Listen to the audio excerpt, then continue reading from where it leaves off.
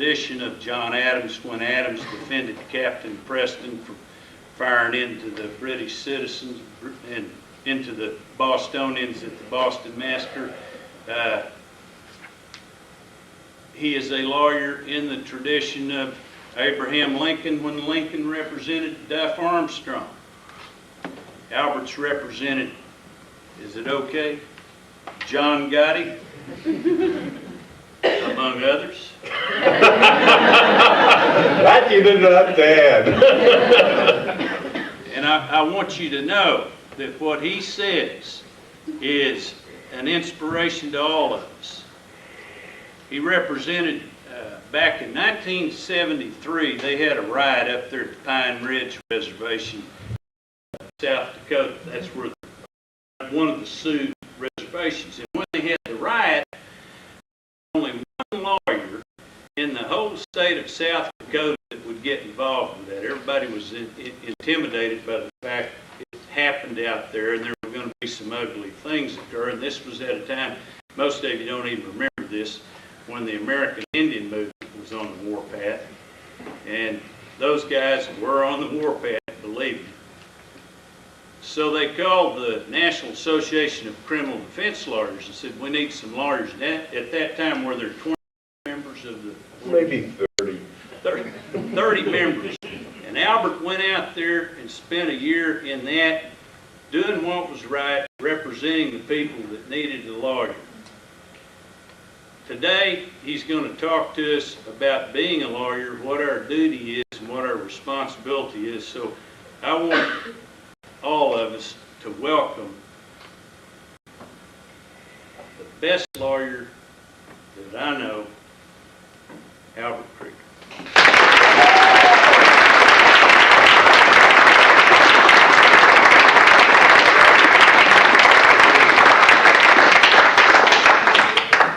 Thank you, Garvin.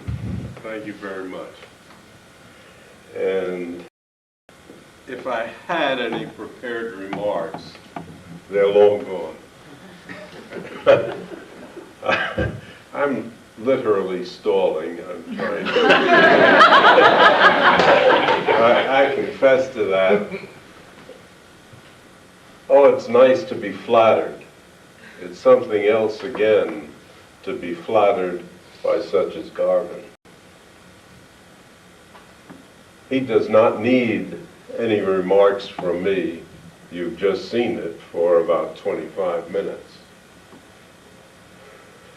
I feel so privileged to be able to stand here before you for two reasons more than anything else. One is you have seen four lawyers stand up and do their work, making themselves by their own power of presentation and persuasion appear as if they were actually at trial for those moments, representing those who are given by them their love, their heart, their brains, their skills, their talent.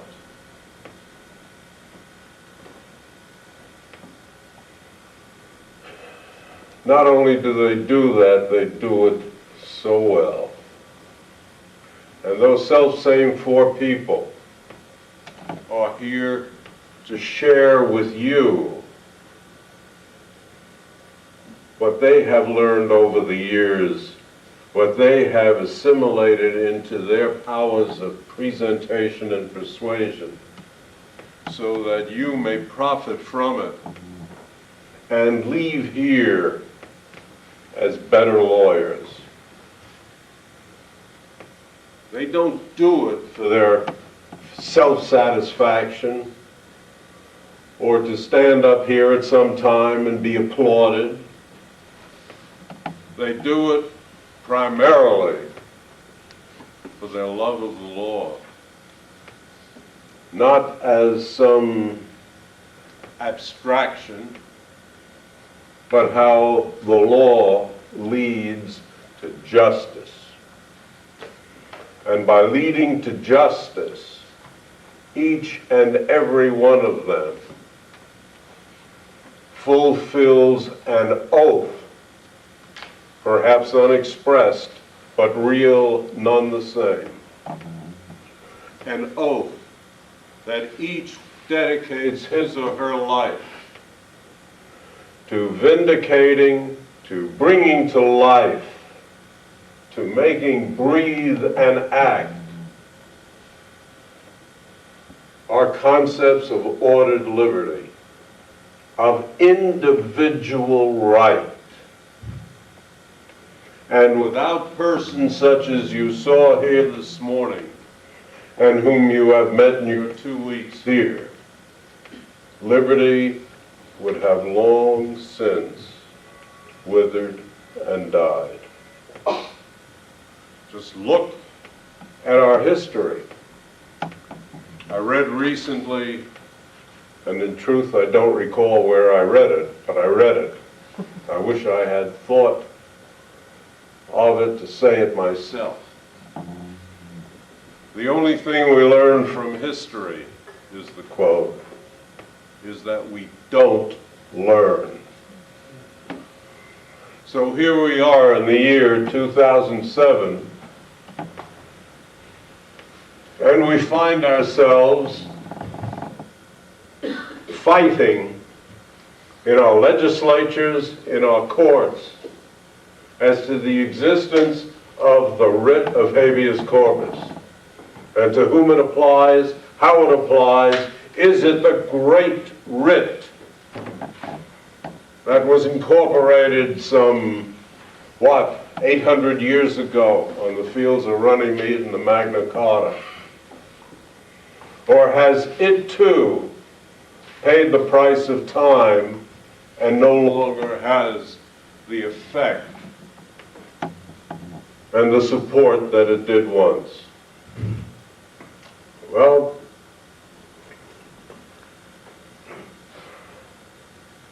it can only survive if lawyers breathe life into it at every opportunity. That right and other rights.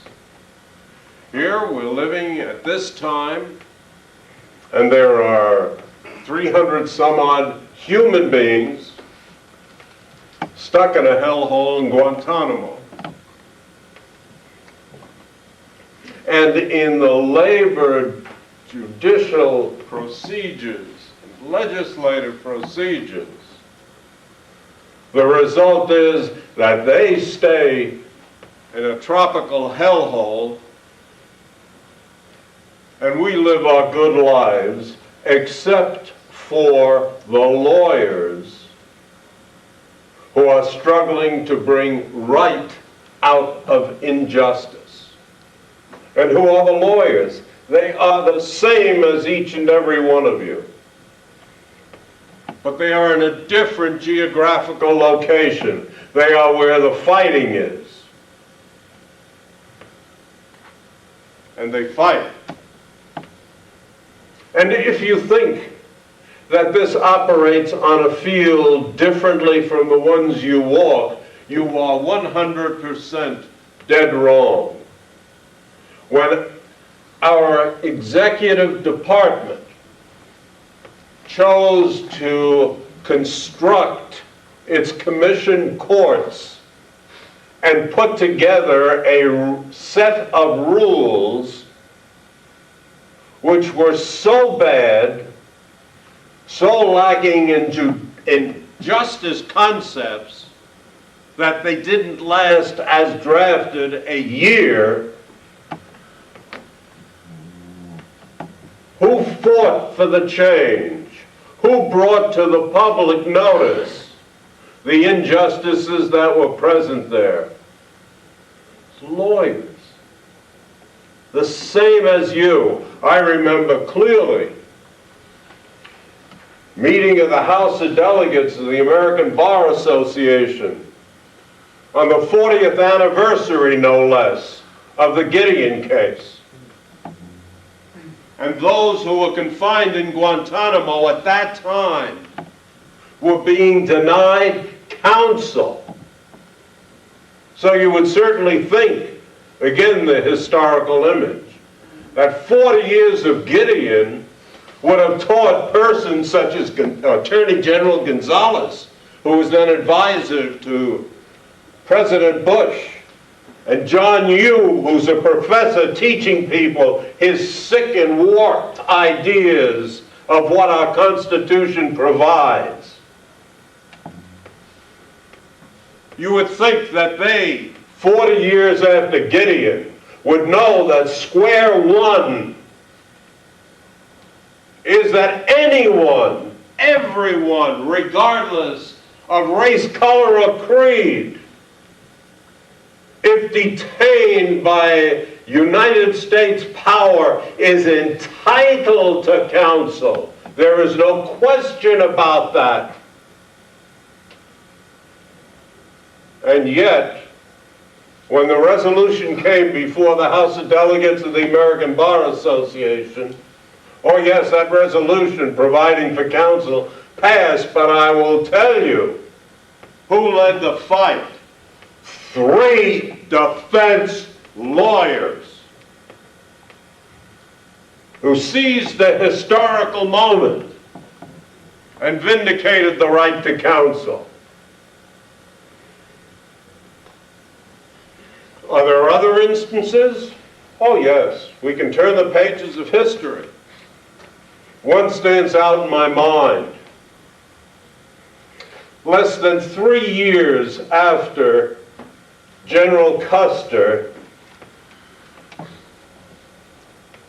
led 200 and some odd American soldiers into the equivalent of a slaughterhouse, and they were all killed. Less than 3 years after that happened, when the American public was inflamed, literally, to the point of spontaneous combustion, an American Indian by the name of Standing Bear left the Omaha Reservation. Why? Because he, a member of the Ponca tribe, had disavowed any relationship with the tribe. His family and some close associates also disavowed the relationship and sought to live on farms, plowing the ground, raising their corn, as American citizens, as just plain Americans. Well, the executive issued orders to General George Crook, round them up, put them in some kind of conveyance, and take them up to South Dakota and stick them in a desert. A desert in which they had lived a few years before, which reduced the Ponca tribe from a little over 500 to the low 300s because of things such as malaria and starvation. They were confined. Their situation was so extreme that it was cruel beyond measure. However, 2 lawyers, a John Webster and an Andrew Poppleton, so far as we're able to find out, they were railroad lawyers. You really can't expect railroad lawyers in the 1870s, when the West is being raped for the benefit of the railroad barons, to be sympathetic to or understanding of the plight, certainly not of Indians. The genocide of them was nearly complete. There were very few left alive by then anyhow, and those who were left alive were grouping together to flee to Canada and perhaps survive there.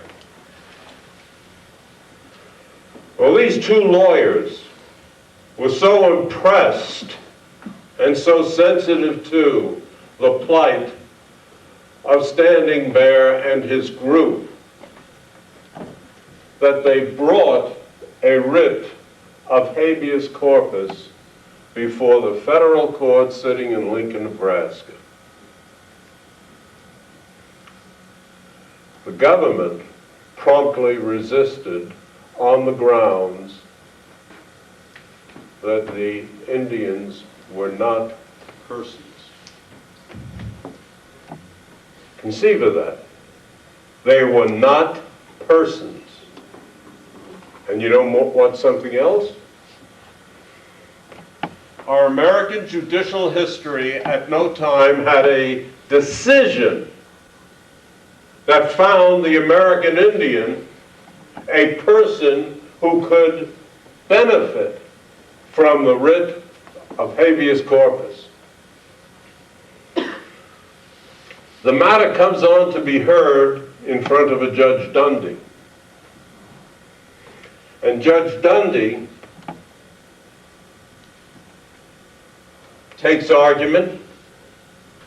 He talks about his sympathy for these persons and says something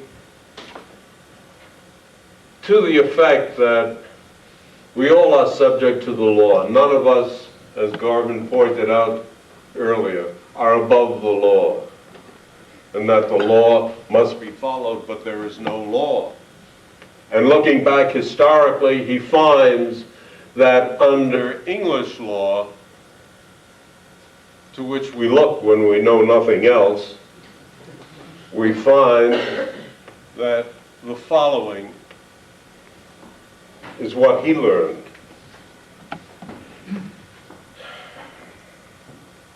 This only proves that the laws of a limited monarchy are sometimes less wise and humane than the laws of our own republic. That whilst the Parliament of Great Britain was legislating in behalf of the favored few, the Congress of the United States was legislating on behalf of all mankind who come before this jurisdiction. Judge Dundy ruled that the American Indian was a person, relying upon Webster's dictionary definition of person.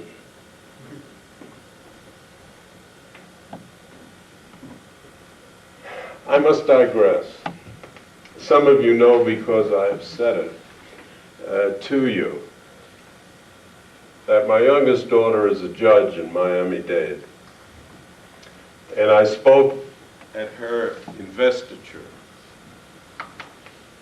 And I spoke about Standing Bear because to me, that case stands in such clear relief as to the job of the judiciary, that they must do what is right, and that they must scour the law to find support for what is right.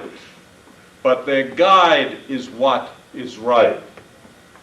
So at her investiture, I gave her the charge that while no one is above the law is a huge and rich mine from which there can be gathered the support for what is right. Well, judges can only look so far.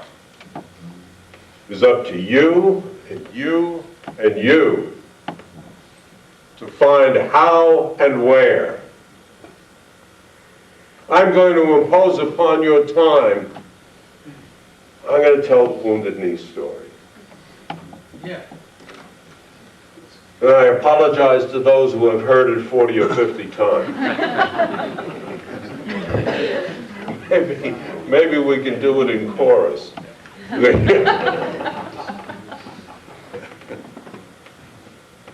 In truth, Darrell had asked me to tell it, and I told her no.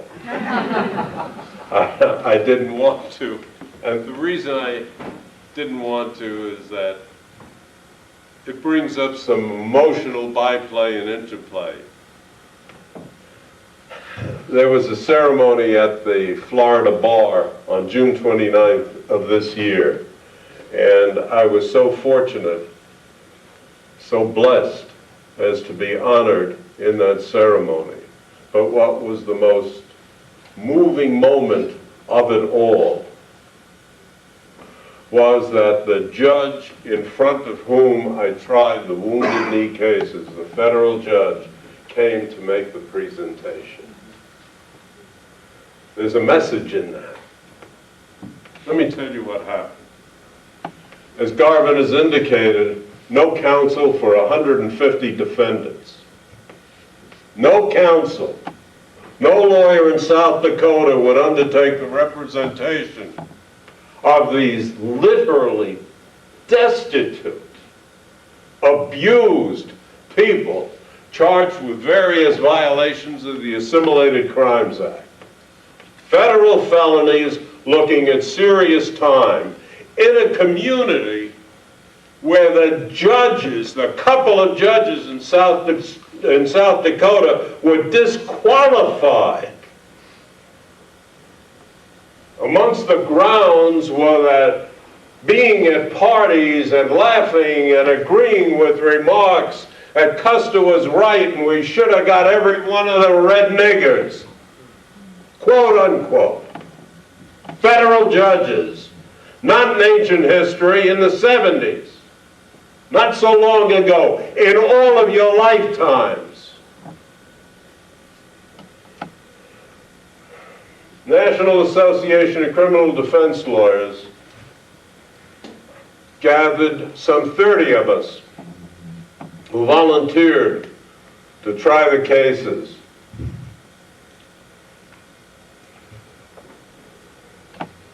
All the politicking from AIM was an impediment, and most of us just ignored them totally and went ahead and did what a lawyer is supposed to do. I was in the first two cases, characterized as lead counsel. Came out for the first one. I was late. I'm never late going to court. Never late. I'll be in court 15 minutes early. Judge doesn't have to wait for me.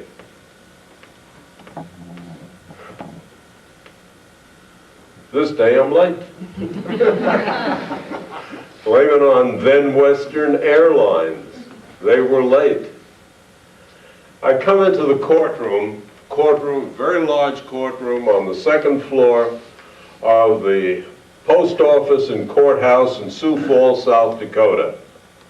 Walk in, there are 4 defendants, there are counsel, political hucksters, and any one of these political trials has its hangers-on, all of whom are generating paper and ideas and demonstrations and nonsense. And best thing to do is ignore them totally and just be a lawyer. Walk in, they say, "Oh, Albert, glad you're here." I said, "So am I." Well, what's? Why isn't the case going on? Well, we have a very serious problem. What is the serious problem? The Indians will not rise when the judge comes out of the roving room. Bailiff says, "Please rise." They will not rise. Why? Under the terms of the Treaty of 1868, what treaty? What treaty? Well, some politico goes into a discussion of what the treaty holds. Says, who's spoken to the judge about this? No, they're more interested in the political aspect of it than talking to the judge. Judge we had no knowledge of whatsoever.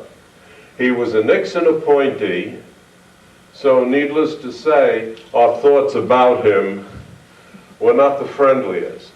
We asked to go back to the roving room, go back in, very politely comes out from behind his desk, is introduced to all of the lawyers, and he says, well, what can I do for you? So, being a quick read, I said, well, Your Honor, under the Treaty of 1868, says, well, what has the Treaty of 1868 got to do with this? I say, I'm not sure myself, Judge. He says, but the American Indian defendants, the Lakota defendants, believe that they would be conceding the jurisdiction of the United States government if they would arise and acknowledge by their rising you as a representative of the United States government. Judge blinks his eyes a couple of times. I don't think he really followed what I was saying, and I wasn't sure that what I was saying made any sense anyhow. He turns to his bailiff and he says, delete, please rise from the opening proclamation. Okay? Says, you think that will do it? It should. We go out. Judge comes out a few minutes later. Everybody in the courtroom stands except the American Indians, wherever they may be at the particular time. Certainly the defendants did not rise. Case goes on. Case goes on.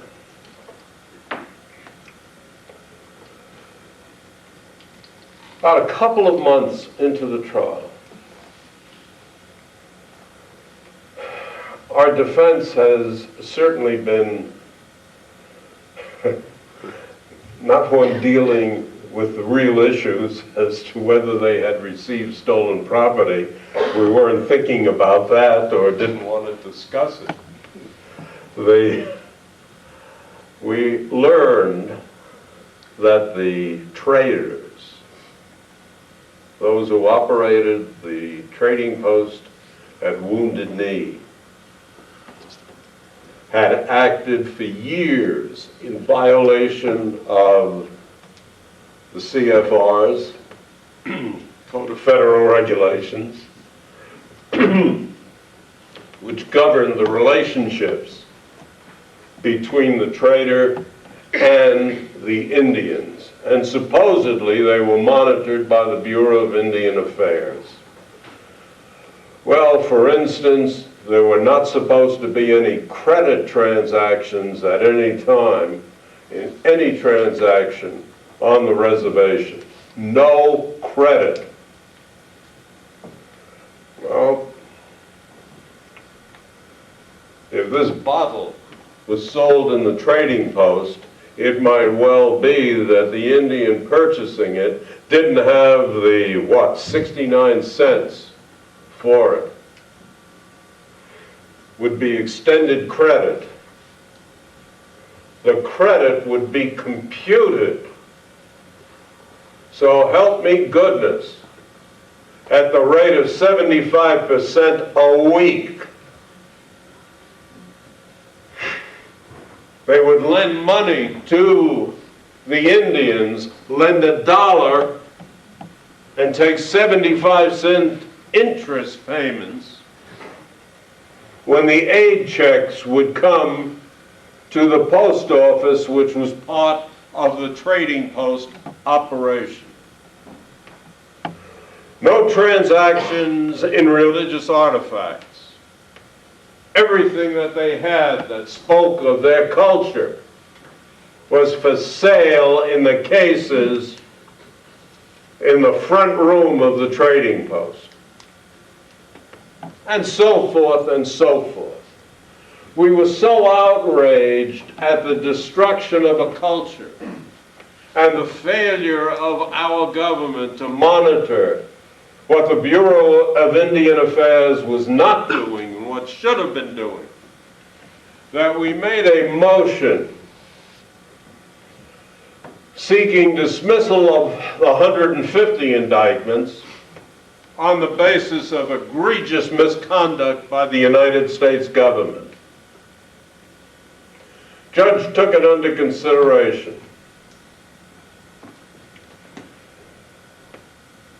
Oh, my recollection doesn't tell me exactly how long he considered it, but it was a matter of days. But I do remember the day in which he announced his decision. And he used words the equivalent of, oddly enough, that which was spoken by Judge Dundee in deciding the Standing Bear case. How his heart tells him he should issue a decision vindicating the rights of these persons who are appearing before the court. But he is bound by his oath and he is bound by the law, and he must deny our motion. We were heartbroken. It was really a truly grim day for many of us. We had put so much into the preparation of this motion and the argument of it.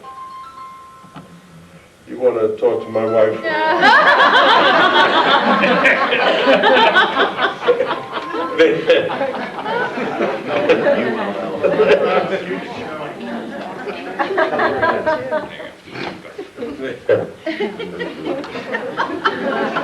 What I would like to know is, has she been listening?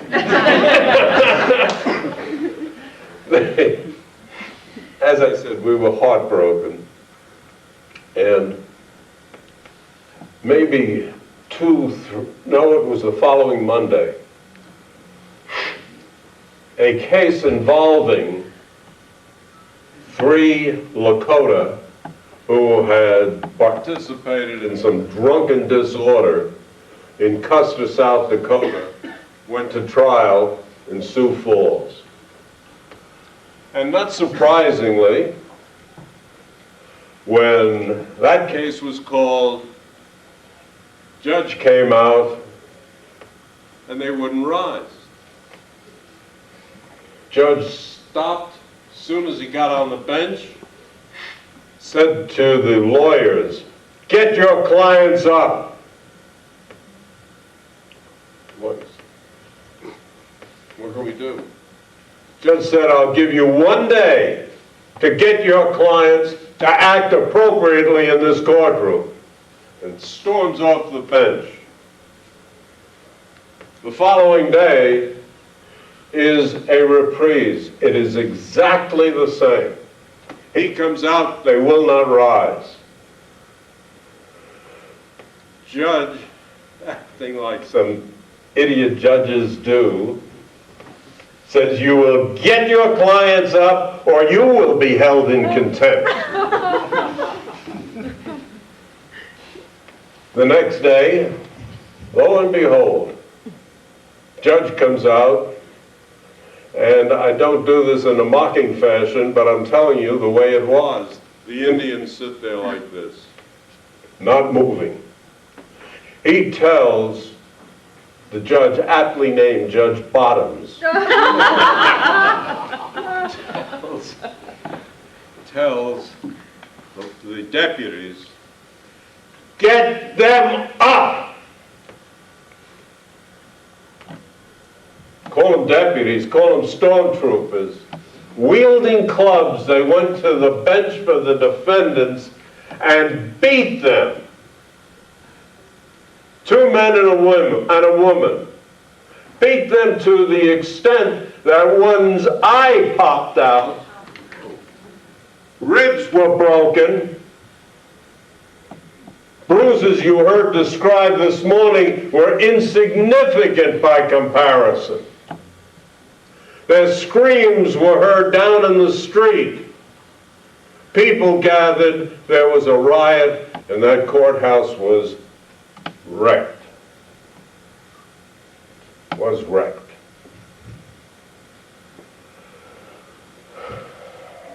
Well, we heard about this in the afternoon of the morning that it occurred, even though we were only about 3 blocks.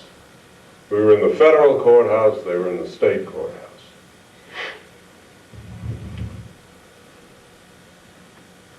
I couldn't give you the date,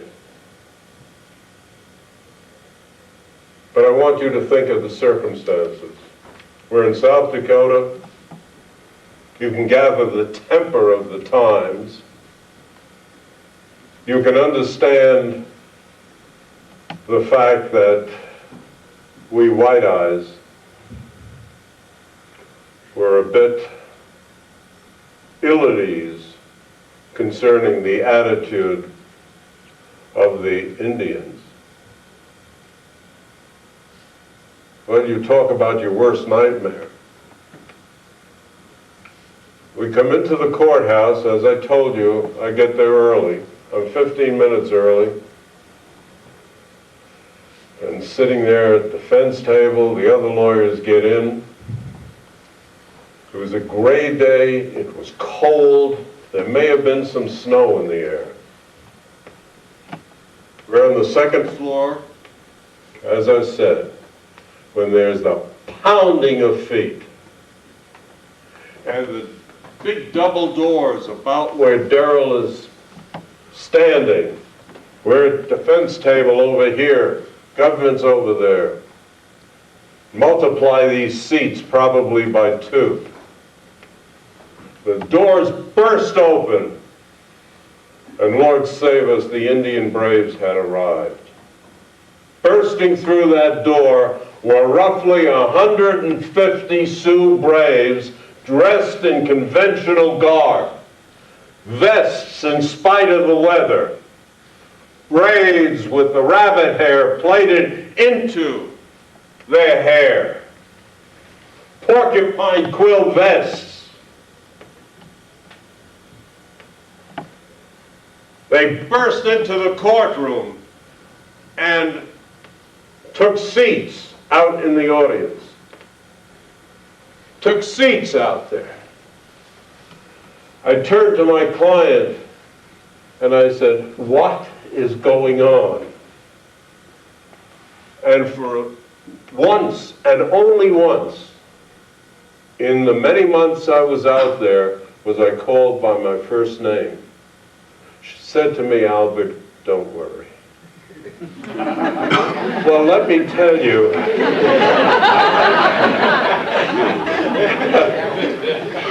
I did not, boy, it sure didn't lower the pulse. I was frightened. If that wasn't bad enough, we hear more feet outside, and in come the stormtroopers. Marshals, police officers, probably agents. The only time in my life, and I'm in my 59th year of doing this, the only time in my life I saw long guns, probably loaded, held for security in the courtroom. I thought I was dead. No, seriously, I thought I was dead. And all I could think of, some of you know my relationship with my wife, all I could think of was the moments of love and affection and devotion that I had missed. Or the moments away from my children. I did not expect to leave that courtroom as a living human being. They sat there, not a sound from them. Suddenly, marshals and law assembled both long walls. Entry to the judge's robing room is back around where the cardboard cutout is. He knocks. The judge comes out.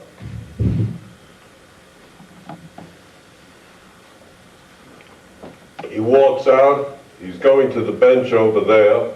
There are 3 little steps up to the bench. He walks over, gets about over here. Perhaps 1 foot is on the first step. And he hears this rustling sound. He looks to his right, and the braves had risen as one to honor him. We were stunned. It was something we never, ever expected. He realized what was being said to him and what this moment meant to all of us. He turned, walked back into the room. He sat down. Perhaps 2 minutes later, he came out. They rose. He ascended the bench. He sat down. They sat down. For the rest of that day, the Sioux Braves were in the courtroom honoring our system and how it was being utilized in that courtroom under those hostile circumstances, showing a respect for that which we do as lawyers, as ministers of justice. And if there was a doubt in my mind as to the meaning of what they had done, 2 or 3 evenings later, there are some who have heard this story, and I haven't included this part to it, but it's important, I believe, to fill out what I'm trying to say to you. I was taken to where a large number of the Lakota had gathered, and there was a fire pit. And I was asked to sit by the fire pit, and I did that. Chief Frank Foolscrow, the medicine man of the Sioux,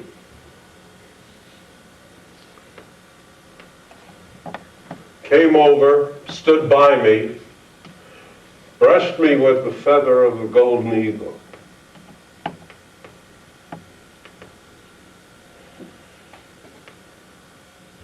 Prairie dirt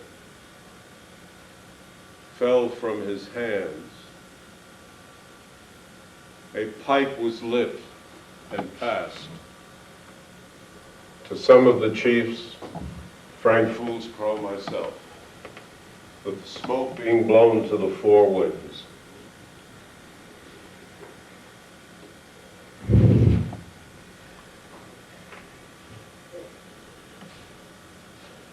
And then he said, "May the Great Spirit watch over you as you have watched over us."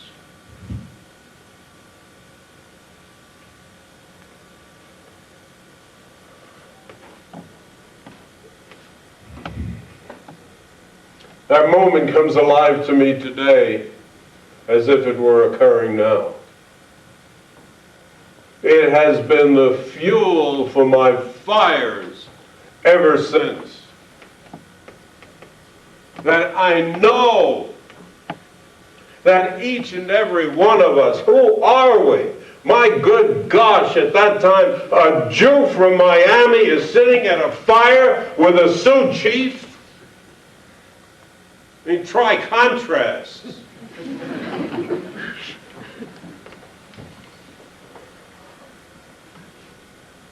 But over, at that time, about 170, be about close to 200 years of genocide, by trying a case as a lawyer, dedicated to vindicating the rights of the individual.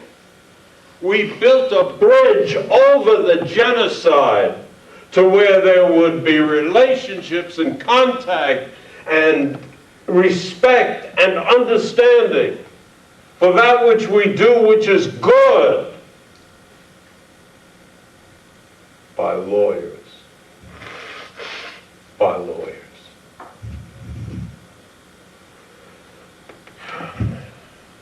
You telling me to shut up? Okay.